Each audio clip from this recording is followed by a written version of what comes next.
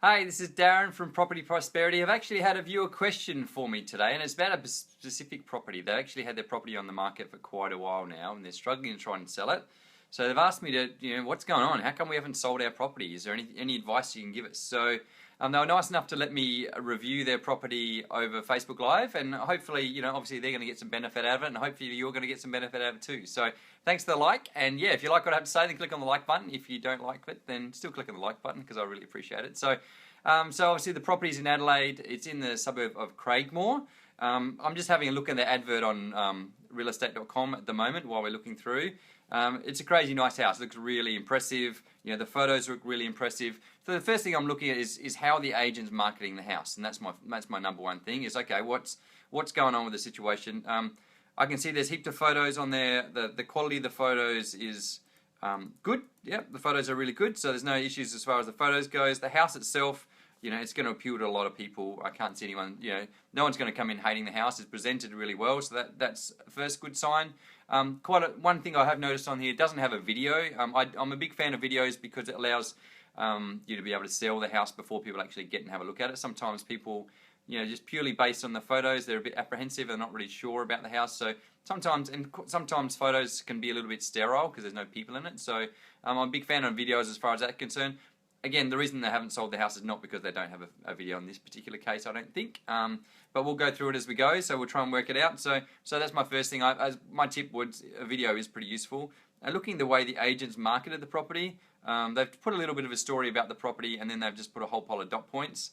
I am a big fan of doing a bit of a story, like putting a bit of a, this agent's only put, I don't know, 4 or 5 lines of story and then just dot points, 3 bed, 2 bath, double garage, high ceilings, all that sort of stuff. So I am a big fan of writing a bit of a story. Some people are into reading, some people hate that, so I also do dot points as well, but I do try and fill that out to let people fall in love with the house basically, because dot points can be sometimes a little bit impersonal. The other thing I've noticed in here, it doesn't have a lot of the detail stuff, so the things I put in there, I put in council rates and water rates, a square metre of the house, square metre of the block, all the really detailed things, the zoning, lots of different things like that. Again, a lot of people won't care, but there'll be some people that are full into detail. So at the end of the day, you've got that information there, so just put that on the advert as well. The more information, the better as far as I'm concerned. So that's my view as far as the advert goes. So, in the scheme of things, it's not a terrible advert. I think it's pretty much fine. There's probably not much else we can do there.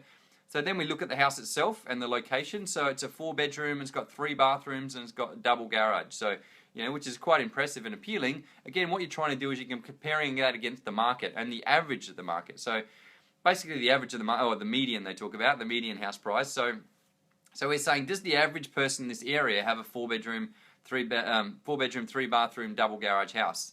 And if the answer is no, it doesn't mean that no one's going to buy it. You just know there's less people within that market that are willing to buy this house than if it was, say, a 3-bedroom house. And likewise, if it was a 2-bedroom house, is less people in the market willing to buy a 2-bedroom house versus a 3-bedroom house. So the thing to understand, at the end of the day, it's all about supply and demand. So obviously, there's not a lot of properties like this. So supply-wise, it should be quite appealing to people. The issue, though, is demand-wise. Is there demand there for this type of house? It's a 2-story house. It's quite impressive. So that's the thing. Is there enough demand? As you go further and further outside where the median house price is, there's less and less people that are willing to buy that house because it's not that they can't afford it. It's just they might look in other suburbs. So if you're at the top end of that suburb, then people might be looking at another suburb which might be closer to the town or closer to the beach or closer to some other appealing features. So that's my first thing. I noticed here that the agent has put contact agent on the price. I'm a bit of a fan for putting a price on there, to be honest. I know some people, the agent's logic behind that is if people don't know the price, then they'll give us a call and then we can try and sell it. In my experience and talking to a lot of owners and buyers, if you don't put a price on there, a lot of people just disregard it and they don't even call. And so you've missed out on a potential person that, maybe it is a bargain. Maybe people think, oh man, I want to buy that. If they don't know the price, they're going to assume it's overpriced. So again, I'm not a big fan of not putting a price on there. So now let's have a look at the suburb itself. So the suburb, we can see the median house price in this suburb is $310,000. So if we want to be the average price this area, then we want our house to be worth around about $310,000. I know without even looking, I know it's contact agent, so it doesn't actually tell us what price they're selling it for.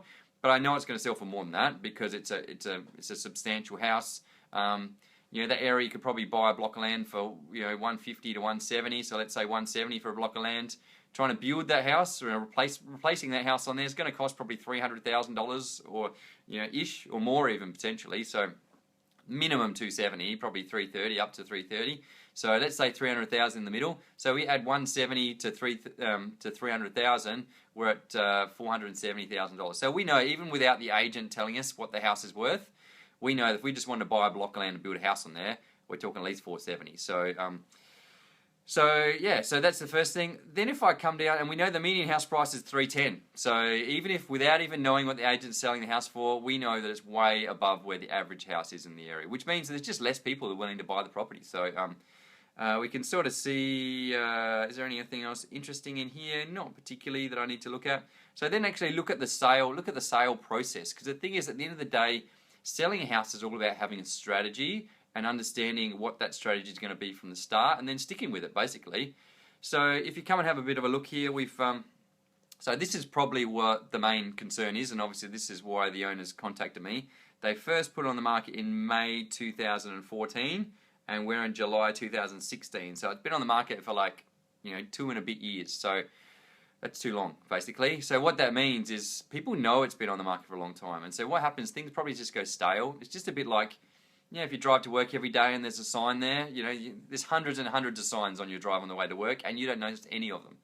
But when a new sign pops up, then suddenly, whoa, look, what's that new sign? What's that all about? And suddenly you see that sign, but all the other hundreds of signs you've driven past on the way to work, you've totally ignored. So same sort of thing when you're selling a property. People are keeping an eye out for the new properties, and they quite often just disregard the old properties if they've been there for a while. They're like, I've already seen that one, let's ignore that one, and they're purely focused on the new one. So when I'm trying to sell a property, I'm really focused on, doing my absolute best that very first open. That's when we get the most amount of people. That's when the most amount of interest happens.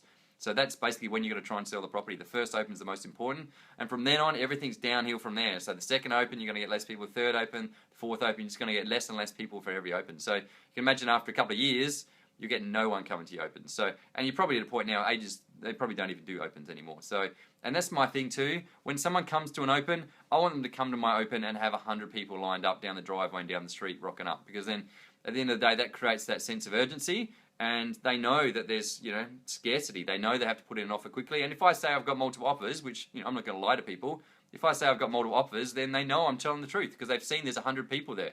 Whereas if you've been on the market for 2.5 years and you have what's called a private viewing, so you have one person rock up whenever they feel like it, they're walking around by themselves, they know there's no one else interested, they know they're the only person in there, so they know they can offer crazy low offers, so they've got no sense of urgency, they can take their time, they can have a look around, so it can become really frustrating. The other thing, as far as the owner's concerned, it's a hassle having open inspections. If I'm not sure if they're living there, if they're renting it out, or if it's vacant or whatever, but if they're renting it out, it's a hassle trying to organise that with the tenants, because the thing is, your house has to look the best it's ever looked for every single open, because you don't know who the person is going to buy the property. So you want to make sure that that one person that's going to pay you top dollar sees it as absolute best. Think about having a property on the market for 2 years. You can't. It's just too tiring. It just kills you, basically. So, and you'll get to the point where you're just like, I can't be bothered cleaning it today, and I can't be bothered mowing the lawn, and I can't be bothered to, tidy up the dishes or whatever it is. Before you know it, the potential buyers are just working in around your lifestyle rather than you working in around the buyers. At the end of the day, the buyers are the king. They want the money, so you've got to impress them as much as possible. And it's just hard to do that. When I have opens, I have 2 opens a week because I'm trying to build that momentum. They come to the first open, they come back to the second open, they come to the third open, and then people are signing contracts basically. So in the situation where you just got private viewings or you have one open every weekend, you're just going to get so few people there. There's not going to have that momentum. So that's my first thing. And the next thing then is you look at the actual sale process. So what happened when it first went on the market and then where it's at right now. So basically we know right now it's on the market as contact agent, which means who knows what it's worth. But when it first came on the market, it was on the market at $565,000. That was in May 2014. So my first feedback would be, looking at what the median house price, I don't know what the median house price was back in May 2014, but we know now it's, 330-ish. And the thing is, median house prices, they can be a little bit deceptive because they change every month. But if we look at the median house price for last month was 310, the month before was 250, the month before that was 260, the month before that was 270, then 280. So in reality, even though it says the median house price is 310, in reality it's probably around about 270, 280 is probably the average of all the medians. So in reality, we should be using a 280 as our median house price. So we can even see, and again, my judgment on what price the house goes on the market for, I'm not saying the house isn't worth that. I'm just saying people are looking at it relative to other houses. So when the median house price is 280 and you've got it on the market at 565, you're talking like double what the median house price is. So if you understand you're marketing at double where the median house price is, you have to understand we have to do something exceptional to get that double the median house price, which means you have to make that property stand out, and you have to have a plan. How are we going to get people to realize this house is freaking amazing? It's better than everything else around, and it can't just be a little bit better than everything else around. This has to be 2.5 times better than everything else around, or 3 times better than everything else around, because then it's going to get, then if they buy it for double the price of a median house price, they're getting a bargain. We want people to feel like this is a bargain, and we want people to fight over it. So this year you're going to get, when it's 565 relative to 280 as a median house price, you have to be doing something pretty exceptional to make it stand out from everything else. So again, what's your agent doing to make it stand out? If they're just putting it on the internet and then having an open inspection and handing out a few flyers, that's not going to make it exceptional. You have to blow people away. It has to be extreme, whatever you're going to be doing. So that's my first feedback. The other thing, if you look at just purely based on replacement value, if blocks of land are selling there for 170, it's going to cost you 300,000 to build the house. So that's 470. If it's on the market at 570 or 565 as it was when it originally came up, that's essentially 100 grand more than what someone could just buy a block of land and build it themselves. And again, I'm not saying the house might have been worth more than $300,000. So again, it might be worth that. But again, from people's viewpoint, they're saying, hey, I can just build this myself and it's going to be a lot cheaper. It's going to be 100 grand cheaper. And the problem you get to is agents don't market the actual price the house is going to cost to build. So, I'm saying it'll cost 300,000 to build this house. A builder would be marketing to build a 2-story house. They're going to say, 230 to build a 2-story house, when in fact it's not true. But in people's mind, because they've talked to a builder and he said, I can build a house here for 230 that looks the same as that, they're adding 230 to 170. They're saying, hey, it should be worth 400,000. So that's part of the issue as well, that people have misleading understanding of what actually costs to build a house. So they're relativing to a number that doesn't even exist. So we can see it sat on the market for quite a while, several months, and then it came from 565 down to 520, and then after that dropped down to 499, and then sat many months at 499. So it sat with the same agent for quite a long time, and then 174 days in fact, so that's quite a long time. And obviously in that time period it's dropped from 565 down to 500,000 basically. So that's 65 grand that our owners has lost out, and that's some serious money. In everyone's world, that's crazy amounts of money. So probably my advice as far as that goes, you need to know what the house is worth before you even put it on the market. So putting it on the market, just picking a price, to be honest, it doesn't matter what you think your house is worth, and it doesn't matter what the agent thinks your house is worth. It's what the market thinks. So your agent should have a plan of how am I going to work out what the market thinks my house is worth. And the key is you've got to work that out really quickly, because you put that, remember I said it's the first time it goes in the market is the most important time. So if you put it on the market and it's overpriced, you've got to be prepared to drop the price really quick. Remember, we get the most people in the first week and the second week, so we're going to drop it within like a week, which I know it's going to be extreme for people and it's going to be very scary. But at the end of the day, the market's going to pay what the market's going to pay, and you can't really control that. So in this example, when it went on the market at 565, we should have got 100 people to come and look at this house. And we don't care who the 100 people are. We want the market. And the market, whether they're buying it or they're not buying it, we want the market to come and tell us what it's worth. And if they're saying it's worth 470 and we've got a market at 570, we need to drop the price straight away, back down to 470, because they're the market at the end of the day, and they're the ones that are going to buy it. So the agent's not going to buy it, the owner's not going to buy it. It's what.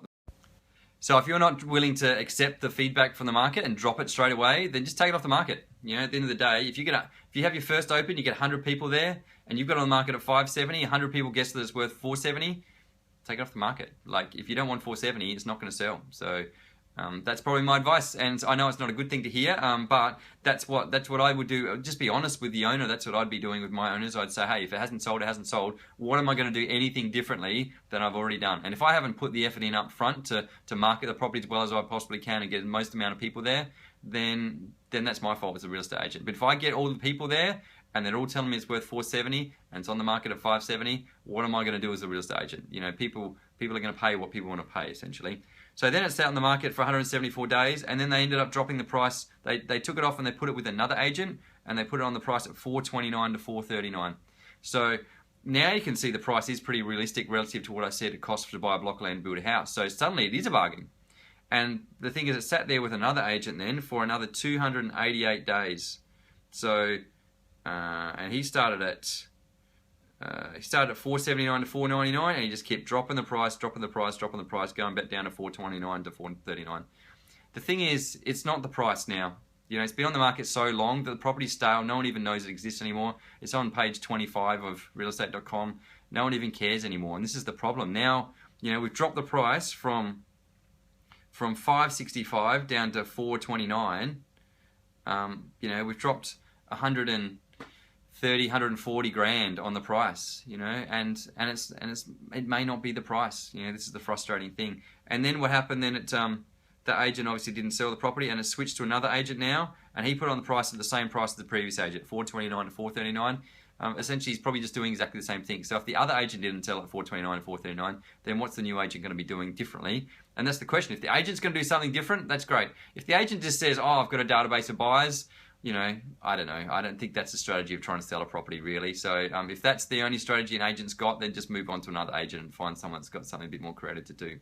And obviously, since then, he's dropped the price down to contact agent, essentially, which essentially means just offer whatever you think. But the thing is, you know, he's going with the assumption that people don't know what the original price was, but it's pretty easy to get on the internet and work out what something was originally on the market for. And we already know it was on the market for 429, 439. The buyers are going to know it's been on the market for a couple of years. They then can come in offering a crazy low price, which is frustrating. So unfortunately, and with this particular situation, what's gone wrong? The house is awesome. The photos are awesome. There's nothing wrong with it, essentially. It just, the strategy from the start was a bit flawed. It was probably a little bit overpriced from the start, or the agent wasn't clear or with what a realistic price was, or maybe the agent was clear, but the owner wasn't sure that was correct or not. Where the agent went wrong, they didn't prove to the owner that that's actually what it was worth. And the way you prove that is get 100 people there and get them to tell you what the house is worth. And if you get 100 people saying it's worth 470, it's worth 470. So this is a frustrating thing now. It could have been, you know, 470 was probably a fair price. 499 was probably a fair price right from the very start. Unfortunately, it wasn't till about 4 or 5 months down before it dropped down to 499. You know, and it might have been, if that went first on the market at 499, you might have got some offers at 470. You might have realized, you might have thought that was a bit low, but get 100 people off at 470, get someone off at 475. It's a fair offer. Do we accept it? Do we not accept it? If we're not going to accept it, then take it off the market, because we've had 100 people already tell us it's worth 470. So that's pretty much my feedback from there. What can you do from now on? Obviously, you consider whether you actually want to sell it. If you don't want to sell it, then just take it off the market. And I'd probably, even if you do want to sell it, I'd probably suggest maybe even take it off the market again. Take it off the market, recalibrate, start again, and do something different. If you're not doing something different when you put it on the market again next, then you're going to get the same result. You know, the problem is now people have so much information. They know exactly this information, this history that I'm giving to you about the property. You know, people can pay $30 and find that information out. So it's not a secret anymore. So yeah, so my advice to anyone putting their property on the market is make sure, obviously, you're going with an agent you trust. And if your agent says it's overpriced and you trust them, then you've got to take their advice. If you don't trust them and you're not sure, then get them to prove to you that it's overpriced. And then you do that by getting lots of people there and giving you lots and lots of feedback. So again, it might have been a lack of communication issue. You needed a lot of feedback from your owner, from the agent, to give you the confidence, hey, I'm going to drop this price by 100 grand in the space of a week, you know. And so you've got to believe, you've got to really have a lot of information to make that decision. So hopefully that's made sense. If you want some feedback on what you do now, I'm quite good at, I've had plenty of properties before where owners have had properties on the market for a year or more and haven't been able to sell it. And, you know, I put it on the market and I've sold it in like a week. So it is totally possible. Don't feel like you have to give up. There is ways of doing it. You need to do something different. If you're doing the same thing and expecting different results, then it's just not going to happen. You need to do things differently. So if you want me to talk about what to do differently in a future episode, let me know. I'm happy to do a little episode on that. I've gone on for a little bit too long now, but hopefully that's been really useful. I hope my owners got some value out of it. I hope that they're feeling a bit more informed. Again, it's not, I'm not doing this as a bad way. I'm trying to do this to give people as much information as possible, because information is really valuable when you're looking at selling your house and considering your options. So the more information, the better.